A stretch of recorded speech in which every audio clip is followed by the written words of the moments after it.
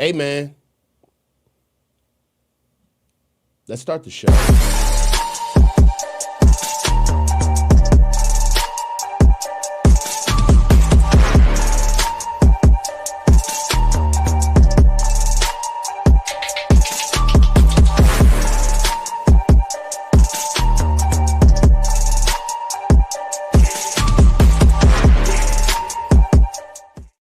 We are here. We are here. Welcome back to the Coach's Huddle. It's your boy, the Coach, with the Phil Beats family. And don't look now, but we got another show, The Neutral Zone, with my boy Chunder Boy. How you doing, bro? I'm good, brother. I can't. You know how much I get. I'm giddy for the off season. I love to nerd out on the off season. It's my time to shine. In the off season. Yeah, man. You get with the nitty gritty. We got to get granular, as some people like to say. But yeah, it is time. Phase one, off season is here, bro. I love it. We got the Super Bowl. The Super Bowl's out of the way. It happened in our damn backyard, so it's not like we could miss it. We've gotten over so many topics, and honestly, like the narrative of what's happening with the Niners right now is kind of like FOMO, right? The Niners have huge FOMO, Yeah. which is I kind of feel like unearthed all of these topics and questions which are surrounding around the fact that we weren't in the Super Bowl and we didn't go to the Super Bowl. We didn't lose, right? I feel like there is watching this Super Bowl in your own stadium, for me, answers the question of, would you rather go to the Super Bowl and lose or not go at all? And I'd rather go to the Super Bowl and lose. Every time. I want a shot, dog. I don't care. I don't care if we have the discipline of futility where it's just like, we're just going to keep going at it. I want a shot because you feel like, being able to watch the Super Bowl kind of was whack. Let me ask you that same question in a different way real quick before you pivot away. Would you rather have 10 years where you're competitive every season but never win the championship? Or would you rather win one championship and have 9 years drafting in the top 10?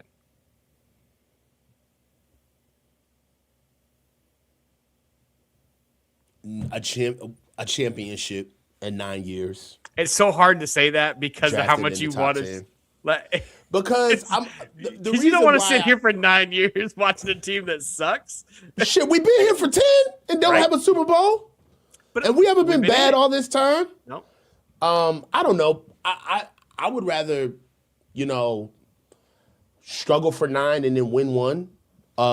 That'd be like the culmination of a good journey. Yeah. I do feel like, both things can be true at the same time. Like the same team that is a perennial winner but doesn't win the Super Bowl versus the team that doesn't win all the time, like as far as like regular season is concerned, they don't get a lot of wins. The development, the stories, the journey, the people that you meet in the building, it's not just about football. Like when you're talking about journeys that long, you got to kind of like the people you work with. You got to be in the building in a sense. So all of that stuff is kind of the same, but when you finally win, I'd far much rather be on the side of the team that like pushed it through for 9 years because it's going to be really sweet, So look, I'll tell you now, it's time for another off season. And the biggest thing that I want to get into is that the draft is down the line, and we're going to have so much time to talk about the draft and Senior Bowl and prospects. But I felt like that will be burying the lead into what exactly is staring us in the face, which is free agency, right? So let's get straight into it, bro. Free agency, who stays or who goes? Now, we can go ahead and throw up I don't know if everybody's here is familiar with free agency, but for those who aren't, let's just go ahead and throw up a little bit of the free agency ticker that we have right now. Now, hold on, let me maximize this for y'all so we can just kind of go through this. So what we have right here is our free agents that we have right now. And What we're going to do is we're going to go through these free agents, and we need to start talking about who would we like to keep and who we would like to move on from, right? Unfortunately, move on from. But I feel like a lot of the topics that have been floating around YouTube on this topic, they're not putting a visual up so people can actually see what we're talking about. So that's what we're going to do here. What we want to do is, hold on, wait a minute. I got somebody say, Coach lost our credibility when he and the other Grant Million said Trey Lance was better than Sam Darnold. Thank you for the support, man. Thank you for the engagement. So what else? Yeah, you can't say anything else anymore. All right. So let's get into it. You want to walk down the whole list together? Yeah, let's at least go through the top 10 or so. I mean, we don't necessarily need to get into the practice squad, but the top 10 or 12 guys on the list are all guys that have contributed, and several of them significantly. So what are we gaining? What are we losing? Yetur Gross-Matos, he's got $9.3 million in guarantees. He's 28 years old. Is it time to let Yetur Gross-Matos walk? Before I even give my decision, I'm going to go ahead and let you take it, Damon. So I love Yetur Gross-Matos. I liked him coming out of college. I liked him when I think he was initially at either Carolina or Jacksonville. Problem is injuries. I don't think he's played a complete season in his entire NFL career. Mm-hmm. And you can't, at a certain point, your potential and your raw talent and ability is just not enough. He just isn't on the field enough. So if you can get him for a vet minimum, keep him around.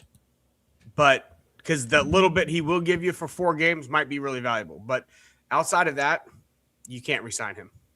No, you got to move on from Yetur Gross-Matos. I agree.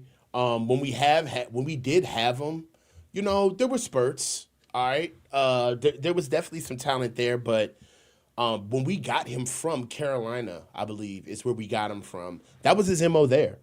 He was always hurt in Carolina, and he's continued it here. I do believe that it's time to walk away from Yetur Gross-Matos. This guy is ultra intriguing.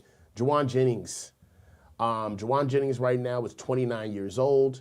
He's accrued 5 seasons. Let's not sit here and act like this is the same type of guy. Jauan Jennings has been class personified for us. He's taken over big roles. Jauan was, made a niche for himself in third downs.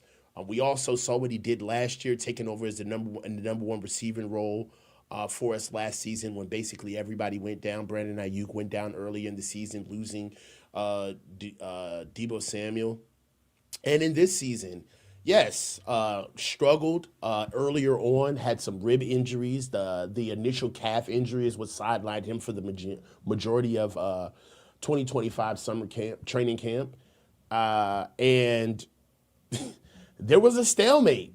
Let's just keep it 1,000. The stalemate between the Niners and Jauan Jennings has been well documented. Even numbers, speculated numbers that Jauan wants in the amount, he wants to be in the $20 million range for getting paid AAV annually. I'm not here to tell a man that he doesn't deserve what he wants. I feel like I do reserve the right as a fan to tell him that he won't get it here. That's just my opinion. Yeah. So I believe that Jauan, I don't know, because this isn't as cut and dry. the Jauan Jennings situation isn't as cut and dry as let him go because he wants too much money. There's a world where the Niners may put Jauan out there just as, I think that Jauan needs to actually see what the rest of the league, what the market is on him.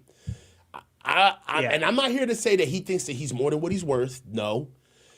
Because there have been players that they've gone into the market and gotten more than what they expected, right? You could look at what's the guard that we lost? Aaron Banks. He went out and got way more than he was expecting to get. He was thinking about getting maybe 15, 16 million a year, turn around and got $19 million a year from Green Bay playing left guard. So there is a world where Jauan Jennings can get in the open market and not only get exactly what he's looking for, but find somebody to give him the better situation, more. The question is, what are we going to do if Jauan goes out there in the market and it's kind of slim pickings? Now, is Jauan, I guess the question that I'm asking, is Jauan important enough for us to see what the market is giving him and then for us to give him an offer to kind of like run that back and say, hey, man, you went out here, you seen what the market says, the market has spoken. Now let's get back and have a real conversation. Do you believe that all is lost on that front, or because I do see value with Jauan. That's why this conversation is here. I just don't want him to walk. But what do you think? Is this one just a clean break? Do we just let Jauan walk off into the sunset? Or is there a possibility for a conversation down the line once Jauan has actually gone out and seen the market?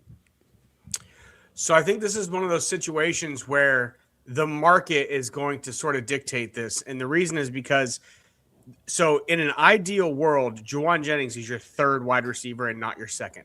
If your wide receiver room is good enough that he's your third wide receiver, then you're in really good shape. But if you're one of these teams that only really has one really good wide receiver or none, and he's your second guy, or heaven forbid, in some cases, your first, then in that situation, he's definitely going to get 20 from somebody. And I do think that there's at least 1, 2, maybe 3 teams in the NFL that sees what he does, play in and play out, his ability to convert on third down, his ability in the red zone. They think they can get more out of him, and they're going to pay him 20 because, to be totally honest, 20 is what you pay a high-end number 2 now. 20 is not what you pay a number 1. You can't get a number 1 for under 30 anymore. Not like a legit elite wide receiver. So here's my thing. Here's why I don't want the 49ers to pay Jauan 20. At his age, when those injuries start to crop up, you're right at that 30-year mark. The next couple of years are probably going to be injury-plagued season where he's going to miss time.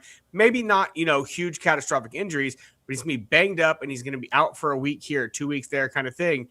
And I don't want to pay $20 million for a number 2, number 3 wide receiver who only plays 14 games a year. I understand his value, and I hate myself for even saying it. I friggin' love Jauan Jennings. I love everything about the way he plays, the way he steps up, and, with the exception of the contract dispute, which I get it, he's been the consummate pro. He brings energy. He brings juice. He has the other team wanting to fight on in every game he plays. I love Jauan Jennings. I don't think you can pay $20 million to a wide receiver who's getting ready to hit that age where he's going to be injured a lot. Yeah, it's important, and this is one thing that I love to do with the visual aid, is that it's important to throw this stuff up while we're having the conversation, because it draws you away from the emotional tie of the human element, rather, which is like, hey man, we know this dude. Yeah, I've cheered for Jauan. Jauan's one of my favorite players on the team as far as like, bedside manner is concerned. Like, actually, the way he goes about his job, I love his style of play. But let's just look at these stats, man. So the last 2 years is what sticks out most to me. 2024 is the reason why his ass is asking for over $20 million. That's right. This right here. All right. That 975 yards that he gained last year, averaging 12.7 on a team where we were ass. We were losing. That's the thing that kills me about players, teams who do players who like ask for more money on position, because this is not new. Like what Jauan's asking for right now. This scenario is as old as the game, where you got a backup or you got a guy that's not a number 1 guy in a position. There's injuries. This guy gets his opportunity. And because there's not a lot of weapons or options to go to, not only is this guy playing in an elevated position, but he's getting far more looks and reps than he would customarily get, even if he was at that position still and everybody was healthy. So it's not even if we're kind of like in a vacuum saying, oh, well, this is what Jauan looks like as a number 1 receiver. No! Even the number 1 receiver role that he was in 2024, The reps, the attention that he was getting was at an uptick because we were so bereft of talent. That's right. That's the context. But what happens is all of that gets thrown out the window. Every time. And the raw numbers are, I had 265 yards last season in 2023. Okay? I was only inactive for 4 games. All right? I averaged 13.9. Look at this. Riddle me this. He averaged 13.9 the season before. This is what kills me about Jauan is that I know there are people, if we can get this on YouTube, I know there are people that understand this around him. But what's frustrating is he's gaslighting us into trying to believe that we're underpaying him or we're not giving him the money that he's supposed to have. And it's like, yo, my man, you were the number 1 receiver where there literally were no receivers on the team. Okay? Like, come on, man. Like, you gonna make me say it to you? Because these situations, it's almost like not only is he playing this role, but on the low, he's kind of daring you to say, like, to point out the elephant in the room. Like, well, I'm just gonna act like you owe me this money.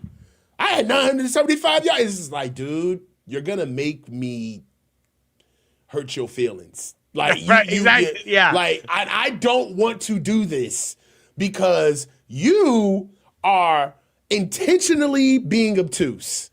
You know what you're doing. And I believe that that's the rub with Jauan's situation.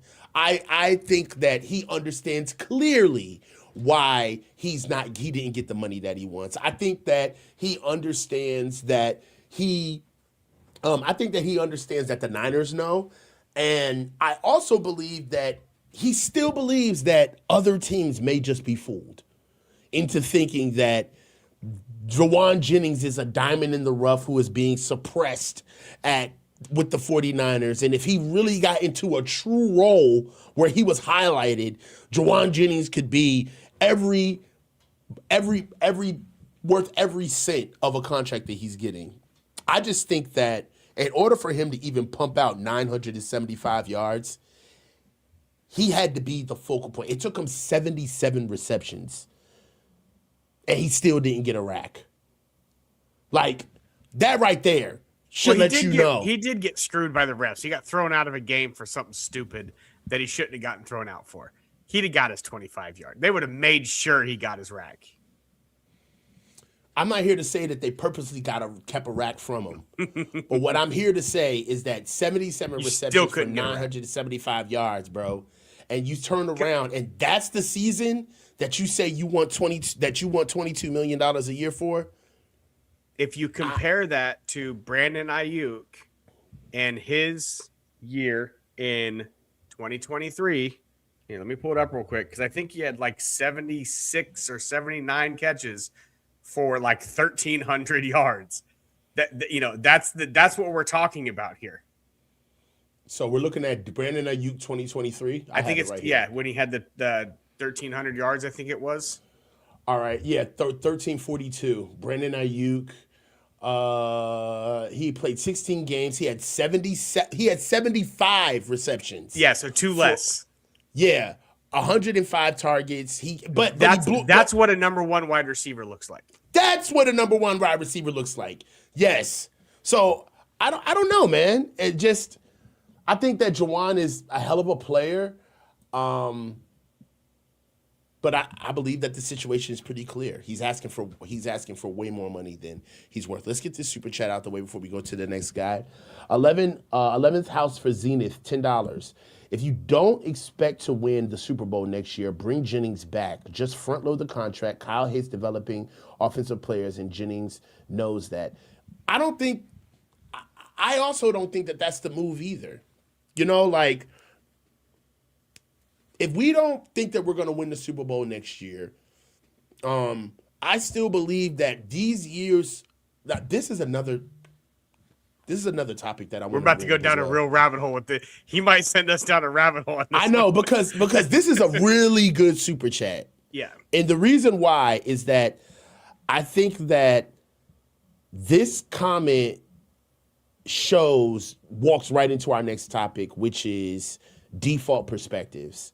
And if you have a defaulted perspective on what the Niners will do based off of the years that have passed, then it's fine for you to lean into the fact that the Niners, they're not going to play young rookies. But I said this before. I don't know when I've said this on what show, but the Niners are better at being hunters than being hunted. They're better at it. Let's get back to free agents. Let's not get too unless you want to just go right into the next topic. Bro, don't be telling me what to do on my show. I'll tell you what. We gonna get we gonna get to this topic. I didn't want you to give the whole topic away, man. No, I'm just saying the Niners are better being hunters than being hunted. I totally agree. You know what I'm saying? And I'm gonna tell you, there's some things that happened this season where we don't have to lean on to the old stuff. You know what I'm saying? Mm-hmm. We don't have to lean on it. So look, let's get into our next guy. You know what I'm saying? Jordan Elliott.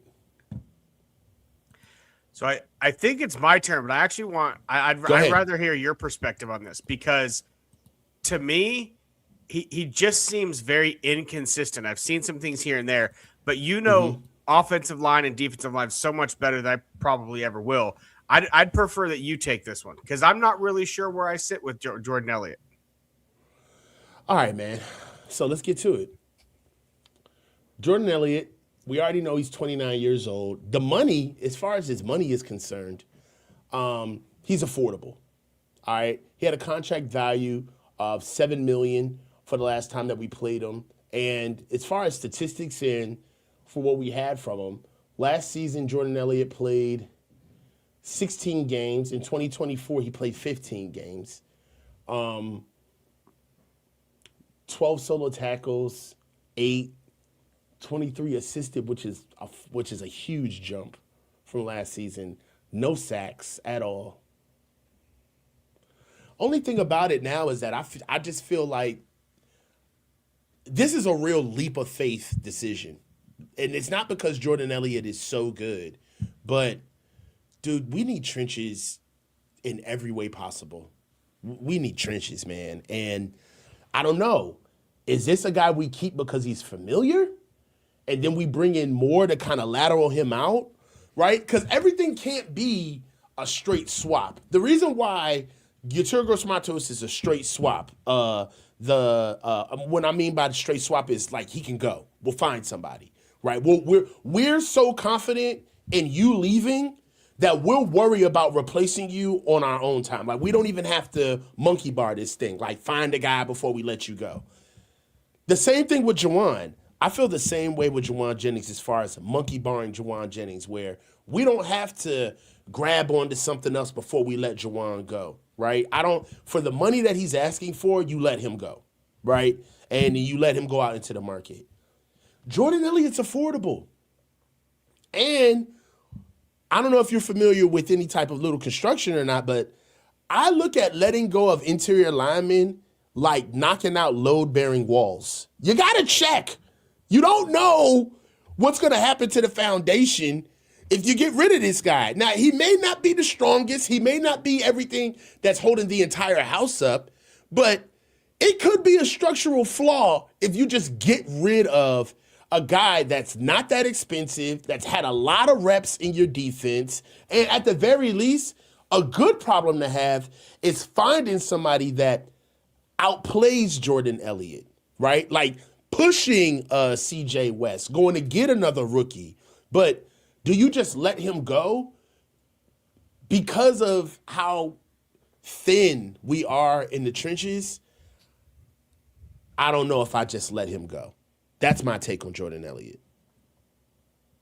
I don't know why I was thinking that he signed a 2-year deal for $7 per year. He signed a 2-year deal for $7 total. Yeah, that's what I'm saying. He's cheap. And he's your, fourth defensive tackle when you think about the 2 rookies you just drafted and Kalia Davis, right, is the one that sort of emerged this year with the dreads, 93, I think. Yeah. Yeah. So Jordan Elliott kind of becomes your your fourth interior defensive lineman for 3.5, keep him around. I'd keep Jordan Elliott. And not because I think that he is such a, because I think he's just such a linchpin in our development. But you don't let go of linemen that can give you snaps. There's a comment in the chat here that actually makes a lot of sense, and I am changing my mind. Howdy 49er before that said, got to give Valdez some run next year. Elliott is eating up that spot. You're kind of onto something here, because if you already have Valdez, he's even cheaper. And if you're talking about your fourth guy in the rotation, I dig this. Let's run with the young guy and give him a shot. Howdy, this makes a lot of sense, but my only pushback is the same thought process that I have around Jordan Elliott, Jordan Watkins, which is they're not playing him for a reason. Yeah, they're kind of always comes back to that. I don't see it because I don't see enough of him. But one thing I do know is that we don't put guys on the field unless they are trusted, flat out. Or if there are guys on the field that are making a lot of mistakes, it's because we literally don't have anybody else. He has to be on the field. Yeah. But if we can help it, we don't put guys on the field that don't pass a certain quality assurance check, right? With us being okay with them being a product on the field. I don't know what it is about Sebastian Valdez, but they do not trust him, man. There are a lot of opportunities that he had to play this season. And he was a healthy scratch. Decimated on the defensive line.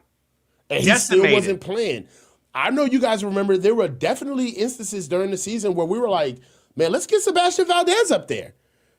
So let me put it like this. This can still happen without letting go of Jordan Elliott. Yes. He could just get cut. He could just lose his job in camp. Yeah. Right? So that's what I'm saying is that when you know that we're thin at D-line and you have a guy that's literally played. This is one of the reasons why I don't want to let go of Jordan Elliott, because of this right here. Yep. These numbers right here in the first column. 16 games, 15 games, 17 games, 17 games, 16 games, 16 games. Okay? That right there alone, $7 million for 2 years, and he can give us snaps, 23 assisted tackles. I'll take it. I'll take it as a backup, right? But if this guy has actually given us real snaps, right? He played 42.7 of the defensive snaps. He's playing. Yeah. Okay, he is playing. All right, that's a big swath of production to just get rid of. Now, is he cheeks? Is he ass? No, I think he ain't the best. I think he's a really good rotational interior defensive lineman. He's not a liability when he's in there. He's just probably not going to give you anything extra. Mm-hmm.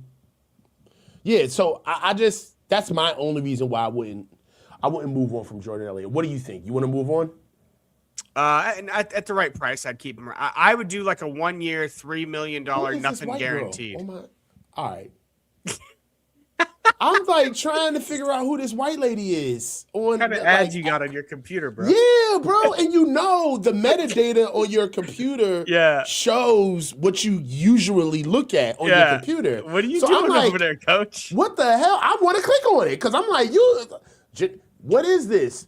Will $2.5 million depends on fiduciary advisory. All right, so she's selling stuff, but you got to get McTits off of here, man. This is crazy. Like, she wilding out, giving me the risque PTA action. All right, Spencer Burford, this is a good one. Yes, it is. This is a good one. I'm going to let you go ahead and take this one. Talk to me. This is another one that depends on the money. Like, you're not keeping him around for $12 million or 10, like, you're not even paying him low-end starter money.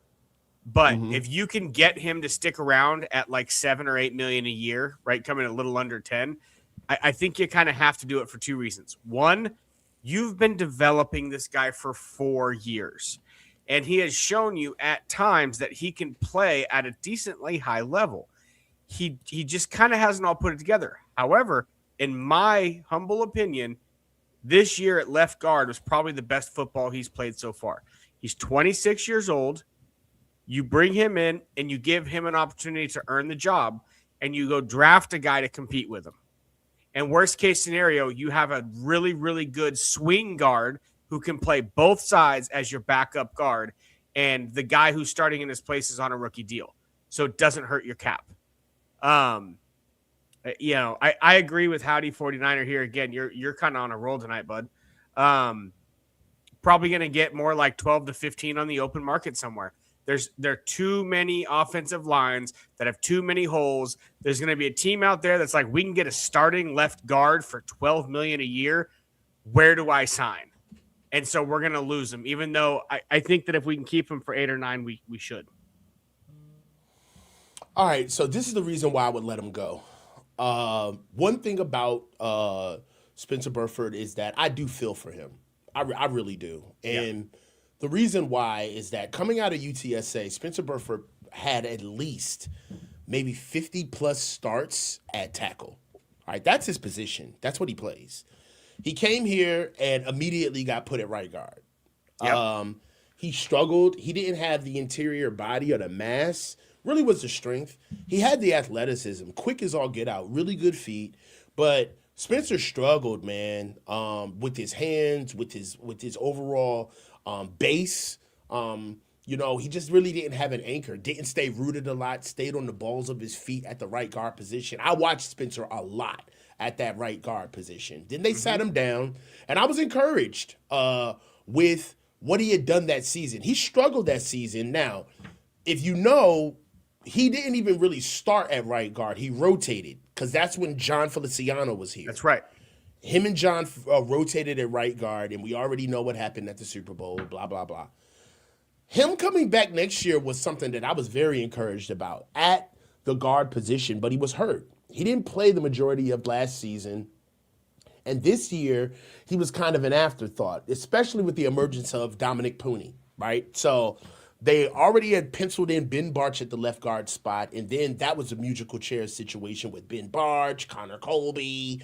Who else was over there at left guard? It was you talking about this last season? Yeah, it was so many people at that left guard spot. I think we had 6 different starters at left guard, 5 or 6. It's kind of crazy. So for me,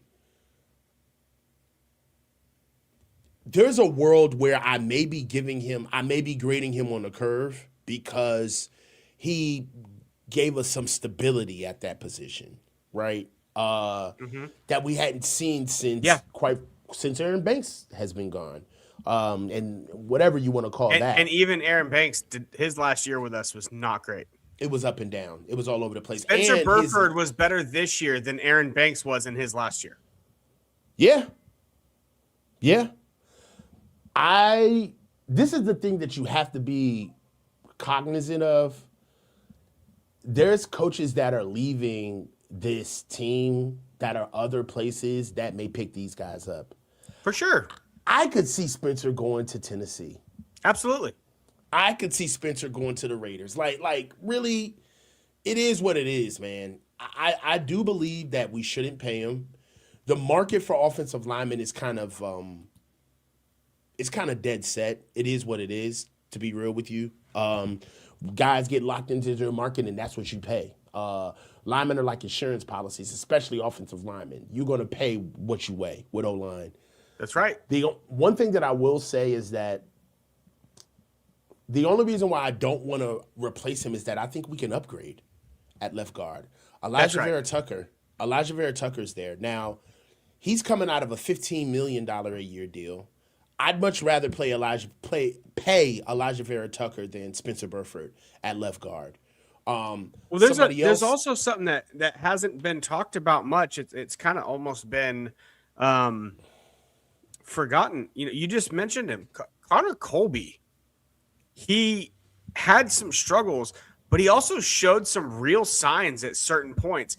And another offseason, put on a little bit of size, get his NFL body all the way there, and another offseason to develop. There's a real chance that Connor Colby is the left guard moving forward.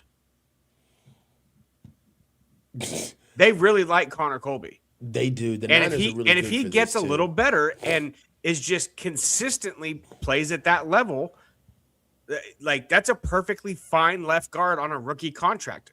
I don't think the 49ers are going to go sign a $20 million guy if they think that Connor Colby is developing, especially if his body changes some.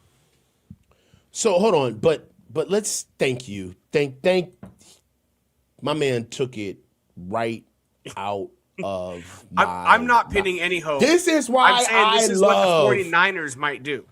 I'm just telling you, that is exactly what ran it across my mind when you were saying this. Listen, I get that Connor Colby is a guy that we picked up late in the draft, and when you get a find, you want to tell everybody how much of a deal you got because you're so proud of it. You know what I mean? I only paid $5 for this. Come on, man. Pick this right up off the clearance rack. Can you believe it? And I understand that. But that's not the game. We talked about default perspectives. Yep. Right? And we're going to bring it up later on and exactly what I mean by that. But we have to do something about the trenches. The NFL is letting us know that championships row goes through the trenches.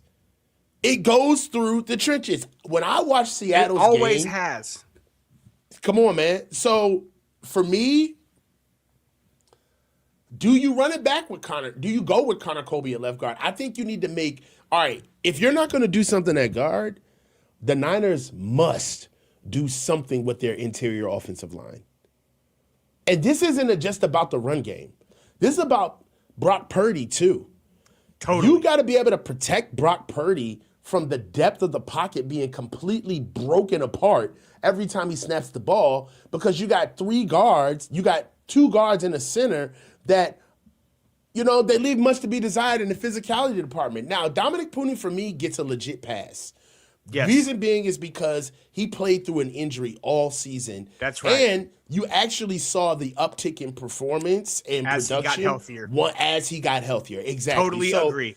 So for me, I know that there's a lot of people looking at Dominic Pooney's performance this year. And yes, there's definitely instances where you can say, dude, this is bad.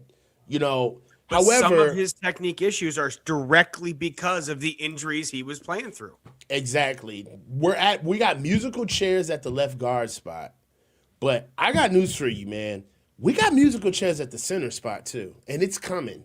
We already had Matt Hennessy pick up some games from Jake Brindle this year. I gotta be, bro. No, hell no. We're not. We can't afford him, bro. What do we got $80 million to spend. We can afford Linderbaum. Just solidify the offensive line and go get the best center available. Plug and watch him elevate both Pooney and whoever's on his left. Hold on, man. Hold on. So we're looking at. He's going to cost $20 million. Hold on. Where's my boy at? He's not even up. Here he is, Tyler Linderbaum. He's going to cost 20. I mean, 623.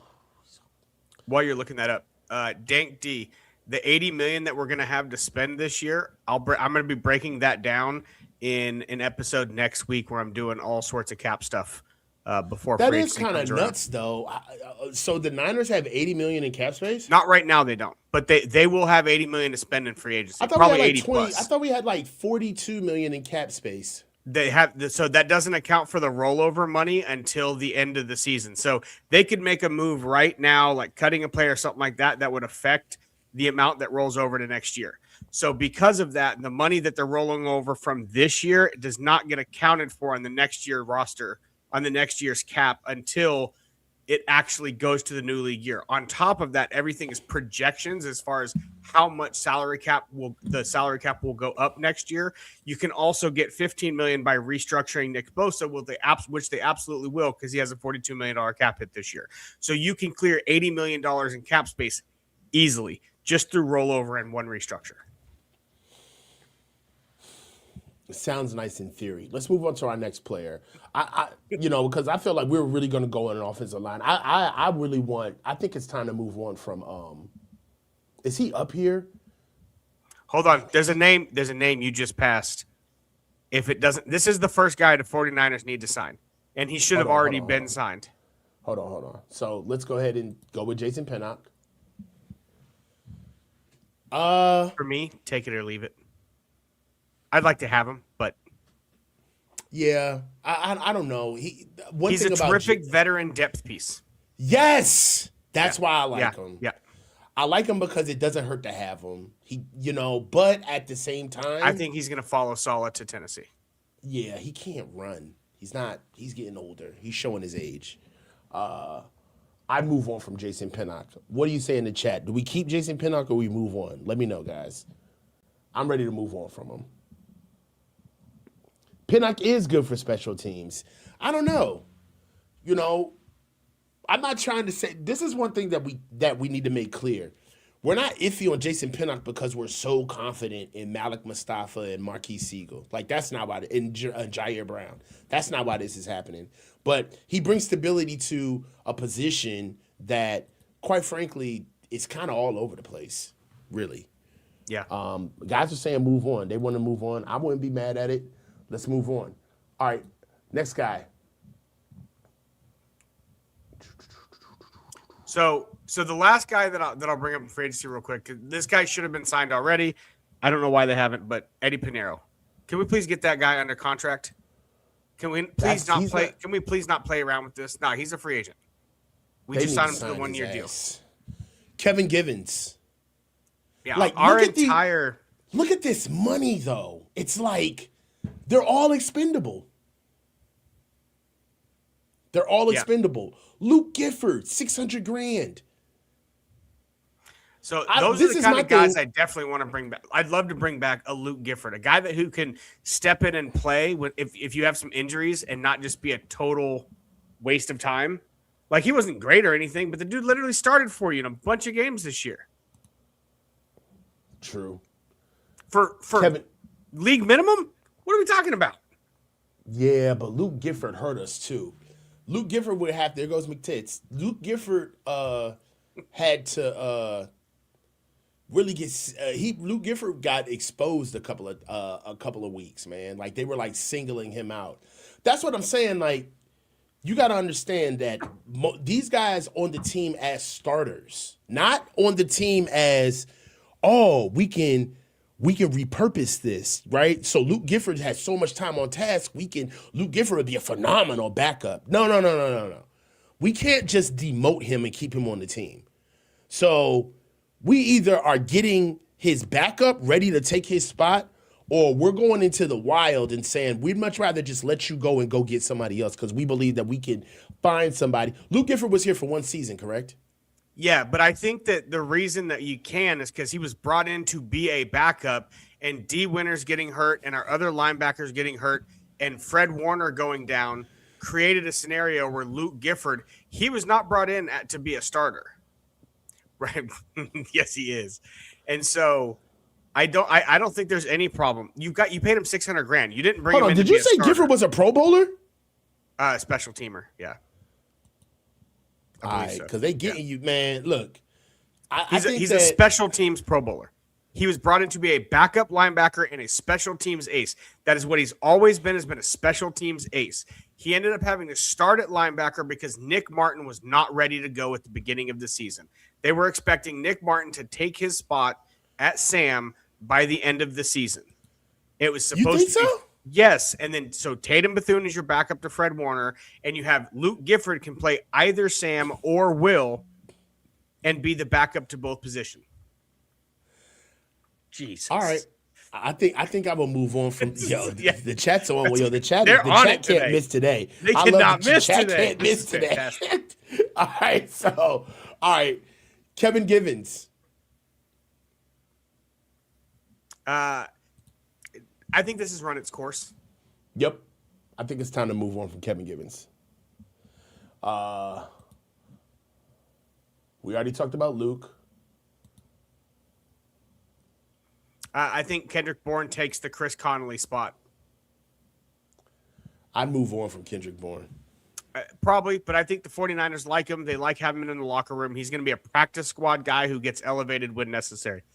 He's going to be your 6th, 7th wide receiver. What do we get out of Kendrick Bourne? Kendrick Bourne has been in the league, boy. Look at Jesus. Kendrick Bourne 2 years off 10, dog. Kendrick Bourne has been in the league, boy. He was drafted in the very first Kyle Shanahan draft. Played half our snaps, 551 yards. Wow. That's second. That's his second. No, third. His third highest receiving total of the year. Average 14.9. But he got over 300 of those yards in 2 games. Yeah, and then you also have to remember that this is also more of that Jauan Jennings scenario. That's right. You got a lot of time on task. Nobody else. Wasn't nobody there, brother. And he had the benefit of playing with somebody that he had a rapport with from a previous stop. That went a long way. That's a good call. Yeah. That's a good call. Him and the Mac Jones hookup. No, Sky Moore. Nope, not especially not if you can go get Rashid Shaheed. Rashid Shaheed is out there now. Sky Moore. I think he'll get re-signed by Seattle. I'm ready to move on from Sky Moore. Yeah, me too. All right, we're out of here. No more Sky Moore. Hell out of here, Sky. I don't even know who this guy is. He's the long snapper. The long snapper, John Weeks.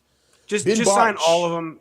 Sign John Weeks and Thomas Morstead to another 1-year deal and figure it out afterwards. Ben Barch, that's a money thing. Yeah. If you get him at a vet minimum, bring him on. He's too injured all the time. Yeah, I was just about to say, I can't do Ben Barch again. You don't think so? Okay. I'm good with that too. I can't do Ben Barch. I got no problem with that. Your best ability is availability. Like, he doesn't even play enough for me to say he sucks. Like, come on, bro. Like, you got to get on the field. Now, I'm ready to move on from Ben Barch, especially as an offensive lineman that can't stay healthy. Come on, man. That's like, that's like tits on the bull, man. There's certain things that you're just supposed to be doing for the job skill set, right? That's like being a receiver and you can't run. Then we can't use you. That's right. You cannot run. They're like what are we doing right now?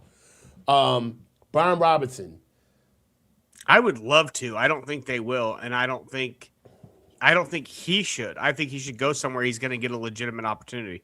He's too good of a running back to play second fiddle to someone that gets 90% of the carries. I mean, that's anybody that's going to play behind. Yeah. So the only way, look at that, 20% of the snaps. The only way that Brian Robinson should stay is if he has a conversation with Kyle, and Kyle tells him behind closed doors, hey, listen, this season coming up, we're going to manage McCaffrey better, and you're going to get an entire series in the game. We're going to actually pull Christian off, not just for a play or two here. We're going to pull him for a whole series at a time in the game. And you're going to actually get to go out there and put 4, 5, 6 carries together in a drive.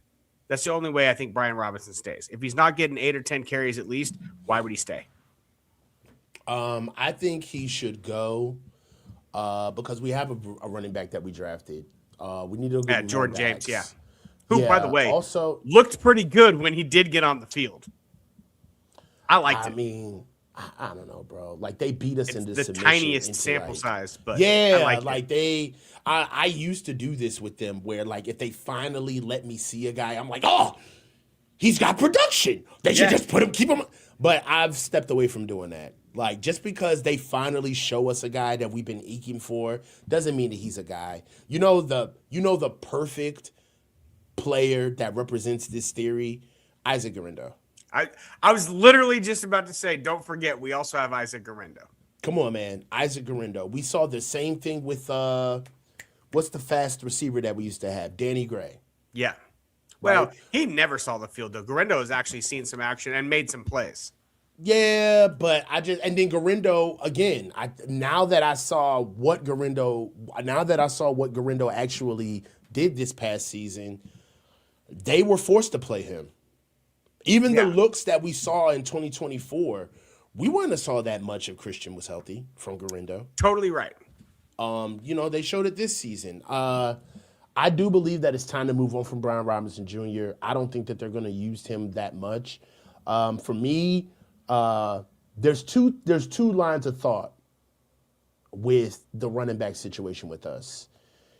Either we got a guy that Kyle completely trusts and we run that motherfucker till the wheels fall off, or we get a stable. Now, I'm here long enough to remember when the Niners had a stable of running backs, not just one, but we had a stable of running backs. I remember when we had, what's my boy, Coleman? All right. Yeah, well, we had Coleman and we had Matt Breida. And Matt Breida. Yeah, Raheem Mostert. Josh Wilson. Not Josh Wilson. What's my boy? The big back that we had. Yeah. We had Raheem Mostert. Not Jordan Mason. The kid that went to Miami. He was a short yardage back for us. He went to Miami and came back. He played in like a couple of preseason games for us, but we didn't keep him. Jeff Wilson Jr., I think. Oh, yeah, Jeff, yeah. Yeah, Jeff Wilson Jr. Jeff Wilson Jr. I if you remember the 2020 season, the 19 season, the 18 season, like the 22s, we used multiple backs. Raheem Mostert emerged in in our backfield. We already talked about Matt Breida. And one thing that I loved about that is it kept defenses on their heels. It kept them honest. They didn't know what type of running back that we were coming out, what type of style we were coming out with. And I don't like Kyle's running game with Christian. I don't. I'm here to say it. I don't like it. It's bland. It's repetitive. All he does is lean on how Christian making the offensive line right. I haven't even seen any real creative run fits out of Kyle since Mike McDaniel left. And Mike McDaniel put Debo in the backfield, and we completely threw it off. All of it. Remember Elijah Mitchell? Oh man! But that guy literally went out there. He couldn't. Talking about not being able to stay healthy. Bro, that dude couldn't get through 2 games without breaking something. Man, let me help you out with that. Let me just, and I don't even mean to gatekeep, but listen. Elijah Mitchell came out of Louisiana, all right, as a small scat back. It was L.A. Monroe, right? Yeah, L.A. Monroe, yeah, Louisiana. He came out as a slasher, not even a scat back, really. A slasher, one-cut guy with 4.3 speed. But it took him a while to get up to it. He didn't play at 4.3, which is cool, right? But he had a big man's running style for his size. And it was awesome that his running style matched up perfectly with the inside zone, right? Running with inside zone is almost like paint by numbers. Sometimes you can't see it before you believe it sometimes. Sometimes you just got to go through the steps and trust it, and it's going to be there, right? And Elijah was amazing at that. If you remember, Elijah Mitchell got thrusted onto the scene as a rookie. It's not like the Niners were counting on him. We had injuries in the backfield. Elijah Mitchell got pushed onto the field, and he played damn near an entire season when he was supposed to be like an auxiliary back for us. And he took on the entire load as a rookie, all right?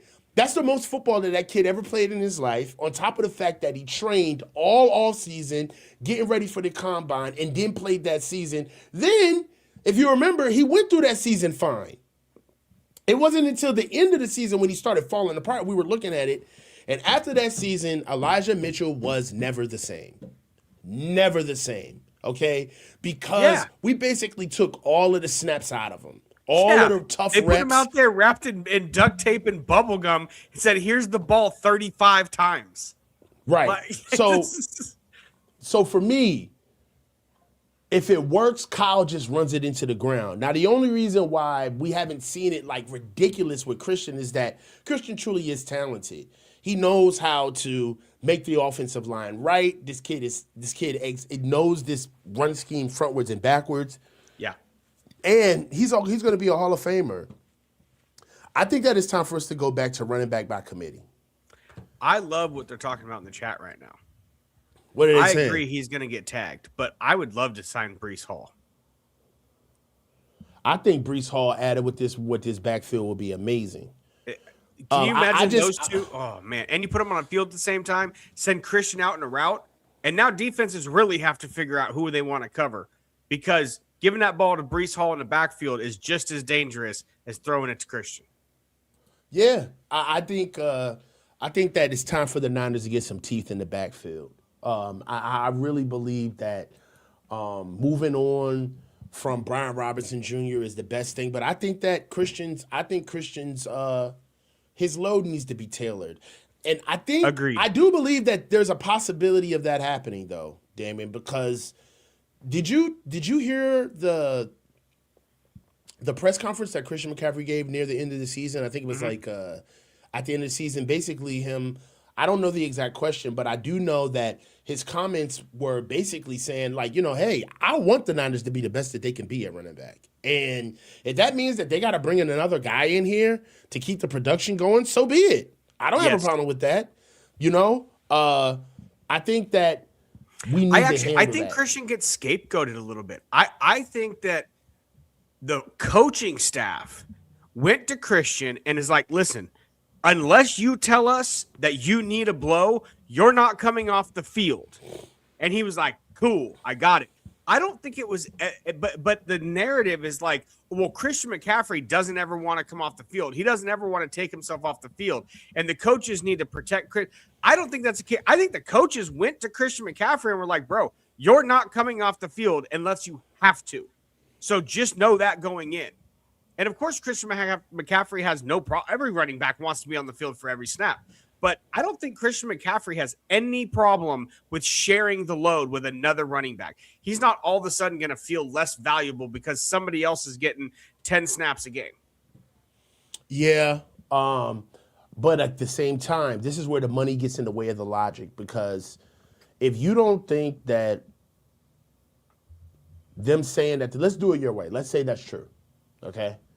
How much of that do you believe is because the coaching staff truly believes that Christian is the best person to have the ball in all scenarios with running the ball, or they signed him to an extension in the middle of his deal when he didn't have to, and in the middle of him getting signed, when he held out, because people don't want to admit that Christian held out, he did hold out. For sure. And they bent the knee and paid him more money, all right, on top of the fact that he was the number one highest paid running back in the league, and then he was out for the entire year, bro. How much do you think that rings true for why we're not seeing? I believe that the depth issues at running back will miraculously be solved the moment Christian stops getting guaranteed money. The moment Christian McCaffrey's deal goes back to normal, actually gets off the books, for some reason, it's all going to make sense at running back. I just believe that with Brandon Ayuk not living up to his contract, with all of these other guys, mind you, they did. Not only did that happen with Christian, that happened with Trent. Yep. Trent got paid and then missed the whole year. So a lot of this stuff really doesn't have anything to do with what we're doing right now, which is, looking at this as if, all we care about is football here. No.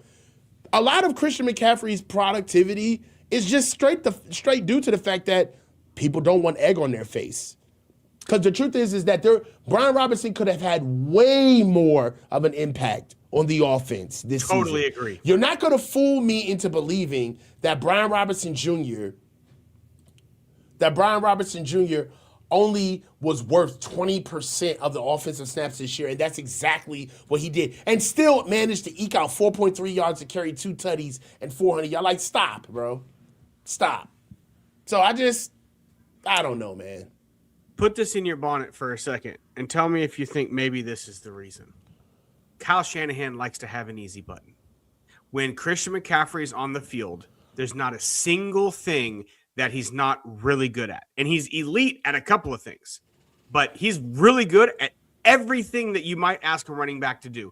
Kyle Shanahan wants Christian McCaffrey on the field every play because it makes his offensive play calling limitless. When he puts other guys on the field that don't have a skill set that's at the top of the league in every facet, it minimizes what Kyle Shanahan can do with how he likes to call plays. It's the same thing when they had Debo. The entire game plan was structured around Debo. Why? Because it was Kyle Shanahan's easy button. I think that Christian McCaffrey has become Kyle Shanahan's blankie, and that's why he gets 90% of the carries or whatever it is. And I don't think it's going to change until Christian's wheels fall off. I think this is on the coaching staff. I don't think this is on Christian. Yeah, I also believe that, and it's amazing that you got to say this, but just because you got a guy like Christian, I believe that it doesn't make you limitless. It makes you believe that you're limitless. Which is a lie. Yes, what I meant. Yep. You know what I mean? Like, it doesn't. I believe that there are tons of instances on the field where we're looking at a moment that's calling for something simple like a quarterback sneak or a draw from the fullback that we paid $5 million a year to. You know what I mean? Or the big back that we had. It's like, bro, a lot of this stuff does not make sense. And if you look at the money on logically why guys are on the field, that's when it starts to kind of make sense. So for me, I don't look at it as Kyle needs a blankie. I think that Kyle believes that Christian is the best offensive weapon that he has, and he doesn't really want to give anybody else a shot, quite honestly. Yeah, paying Juice $4 million a year, which is whatever. No, that's not the crazy part. The crazy part is they cut Kyle Juszczyk, took a cap hit, and then signed him for $4 million, making his. What they did with Kyle Juszczyk this last offseason is the fact that it was only a few $1 million is the only reason it's not a fireable offense. It's not enough money for it to be fireable. Outside of that, it should have been a fireable offense with what they did with Kyle Juszczyk this year. So that fires me up, man. I don't understand. It doesn't make any sense. No, you can't make sense. You're muted. You're muted. I agree, man. So, hey, what do you got going on for the rest of the week, brother? I've been working on some stuff for the pod. So a little bit of a sneak peek. I'm building a prediction matrix. So I'm going to take every single draft pick for the last 10 years, and I'm going to do production scores for every single person drafted in every single position and go back, and I'm going to look at what the patterns are. What production should you expect out of somebody drafted 16th overall as compared to somebody drafted 26th overall? What is it? Not guessing, not predicting. What is the actual on-field impact of the people who were actually picked in those spots? So it should be a lot of fun, and hopefully it reveals some cool patterns. Yeah, man. Yeah. I'm sitting here right now looking at probably getting some stuff together with a call-in show this weekend. Definitely. The season's over. I said I'm going to do it, and we're back. Call-in shows this weekend.